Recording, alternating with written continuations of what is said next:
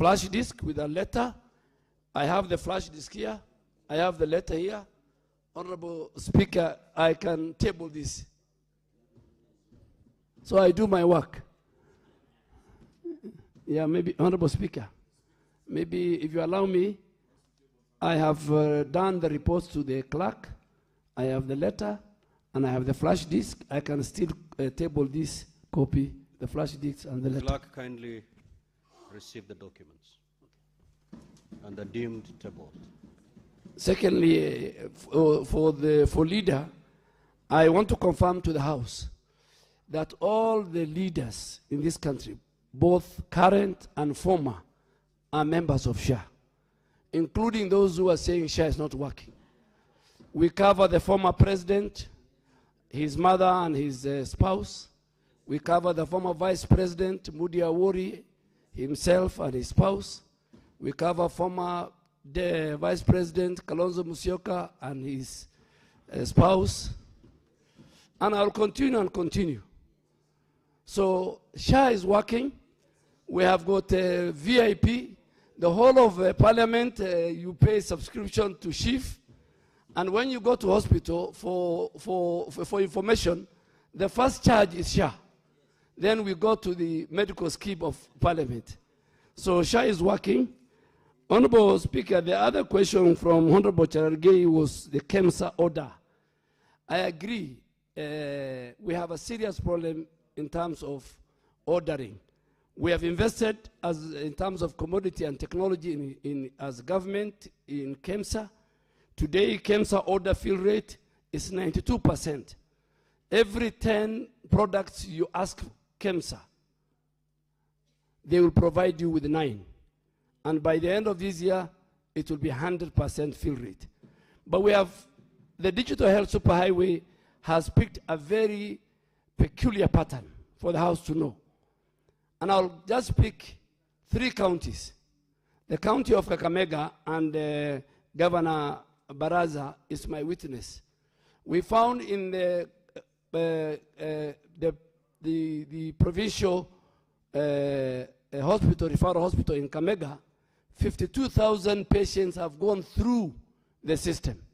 They have seen a doctor, they have gone to the lab, they have gone to the theater, but they have not been given drugs. We had the same problem with Nairobi. We see the patients moving, but when it reaches drugs, they don't get drugs. We have seen that with Bomet, and we have agreed, we have talked to the governors. And if you go to some counties, you'll see there are many pharmacies around the hospitals. We've seen the same in every place. And because we have recapitalized KEMSA and streamlined its governance architecture, we want our counties to draw KEMSA. Now our referral hospitals are drawing their products from KEMSA. So I think this is a question that we are working with the Council of Governors, and we want to make sure that, but what we have done in the system is that if you go through the system and you are a chief paid up or a SHA at the primary healthcare level, and you don't get medicine, SHA will not reimburse. It will reimburse everything else, but the bit of medicine, they will not reimburse. That will do 2 things. One, it will deny the facility money, so they will be forced to go and buy drugs and supply. My good senator from Tharaka-Nithi, Embu, yes, I agree with you. Cancer is becoming a problem. We get 44,000 new cases every year. We lose between 28 to 29,000 of our citizens to cancer-related deaths. But we have established regional centers in Garissa, Nakuru, and Mombasa. We are increasing the infrastructure in Kenyatta Hospital, MTRH, Jaramogi. Now Kenyatta will have like 4 linear machines. Kenyatta serves close to 150 patients a day. So we have increased also the benefits for oncology in order to reduce the out-of-pocket. You remember the last time the president was addressing both houses, we increased it from, I think, 550,000 to 800. And we'll keep on reviewing it so that we deal with the non-communicable diseases, which are now very common. Cancer screening and reducing the risk factors like smoking, alcohol consumption, changing our sedentary lifestyle, among other things that we want to advise Kenya. Honorable Speaker, the last question was from Honorable Abbas. Honorable Abbas, it's very unfortunate. I also come from that region where the fraud is very high. I want to confirm to you that the people who are taken to court, majority are from Wajir and Mandera.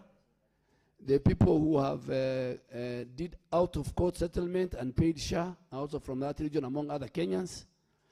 And the files which are being under investigation are from. So we are doing, and we are getting also very good facilities in Wajir and Mandera and Garissa and everywhere. And we want facilities that adhere to the law and treat our patients. What we are dealing with, we don't want crooks and cartels who want to eat and who are used to eating from NHIF to continue the same business of fraud to SHA.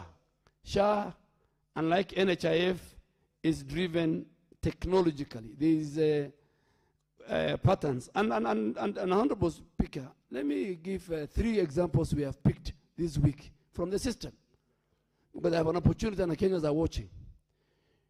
We found a patient who has gone to hospital 5 times in one day. The system picked.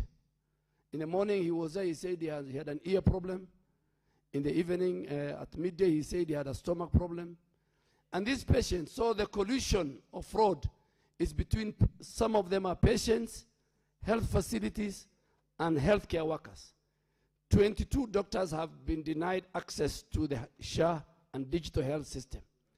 Over 40 clinicians have been denied their rights because of fraud. And this will continue. We have found somebody who said his dependents are 375 children. I'm sure Senator Sifuna and myself, where we come from, because I saw Bungoma. Bungoma is leading in terms of children, you know. They told me every month in that hospital alone, 400 children are born, which is very, very good. Even from that, I don't think whether there is somebody who has a dependence of 372 children. And that person is from Kwale, and the DCI is investigating. We have found men who claim to have over 50 spouses as dependents. We have found women. We have, I'm sure even Kalwale doesn't have 50. We have found men. We have found men who claim to have over between 50 and 70 spouses as dependents. So what is going on in Kenya in terms of fraud? This is what used to happen in NHIF. But I want to tell them that the transformation that is taking place in our country with the support of this House, because the laws that we are using, the Social Authority, the chief, the regulations were all passed by this House, and of course the budget. Thank you very much. We now move to question number 031 by Senator Catherine Muma. Senator for Nairobi City County, informed through a letter that you've been nominated to ask that question. Indeed, Speaker, I have. Speaker, in this conversation, for as long as you hear people saying SHA is working, but there's always going to be a problem, and these questions by Senator Catherine Muma are pointers that there are issues still, and we must keep asking these questions despite all the backpatting that we've seen from some of my colleagues. This is the question by nominated Senator Catherine Muma to the Cabinet Secretary for Health. Number 31A, Honorable Speaker, what is the rationale for the 18-year age restriction in access to hearing aids under the Social Health Insurance Assistive Devices Benefit Package? B, when will the discriminatory age restriction be removed so as to allow adults with hearing impairments to access hearing aids under the SHA Assistive Devices Benefit Package? C, what is the ministry doing to address the high cost of hearing aids in Kenya And could the Cabinet Secretary state whether there are plans to procure and distribute hearing aids through the Kenya Medical Supplies Authority or other government procurement channels to make them affordable? And lastly, Honourable Speaker, could the Cabinet Secretary outline the long-term strategies in place to enhance access to quality health care by persons with hearing impairments and provide details on government's plans to train and recruit additional audiologists, establish hearing care centers in every county, and integrate ear and hearing care into primary health services to facilitate early screening, among other interventions? Thank you, Honourable Speaker. Honourable CS, you may respond. Honourable Speaker, the temporary 18-year age restriction on access to hearing aids is not intended to be exclusionary, but rather serve as an interim core containment measures driven by the current resource constraint within the scheme. I say this because the prioritization of individuals up to 18 years was strictly informed by the critical importance of hearing in speech, cognitive development, and educational attainment during formative years. So it also factors in the long-term socio-economic impact of early intervention, aiming to minimize the clinical outcomes within the limited physical space. On question B, Honourable Speaker and members, this restriction is not permanent. SHA, working with the Ministry of Health, we are currently undertaking a very continuous actuarial assessment to evaluate the affordability alongside resource mobilization and benefits within the scheme.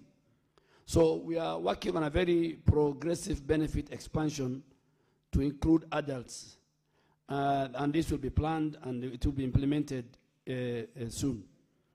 But this is a function of the expansion of benefits for this age category will be guided by a body that is in law called Benefit Package and Tariff Advisory Panel, which must submit a report by September, which is mandated to review and advise on benefit design, the cost effectiveness, and how do we prioritize. So we have written, SHA ourselves, we have written to, is part of the things we have told the whole, a whole set of issues to be reviewed and for them to advise us on benefit design and the cost effectiveness. So this one is with that committee, and I'm sure they will make the right decision for the benefit of Kenyans who are in this category. What are we doing as a ministry to address the high cost of hearing aids? I agree that we recognize the high cost of hearing aids remains a very critical barrier, and it's very, not only in Kenya, in many of our African countries. It has become a barrier. It has become a barrier in terms of access. Hearing aids typically cost between 40,000 to 150,000, with most devices, again, are imported on a very small scale. They are sold through private outlets at prices which are unaffordable to the majority of our citizens. These challenges, Honourable Speaker, again is compounded by the limited audiology services outside the major urban centers. So the people who are suffering more are our Kenyans who are in the rural areas. Then again, as the Senator for Nairobi, on behalf of Senator Muma, has raised, we have a very serious shortage of trained specialists as a country. And we heavily, again, there's a heavy reliance on out-of-pocket payments. So the people at the bottom of the economic ladder suffer. And it also affects the whole concept of universal health coverage. So it brings the issue of inadequate access, particularly in rural counties. This again is further aggravated by the fragmentation taxation. There is an element of tax. While the VAT cap 47 accords preferential treatment to complete hearing. And I remember when I was the National Assembly, we removed that. But it was not done in a very structured way.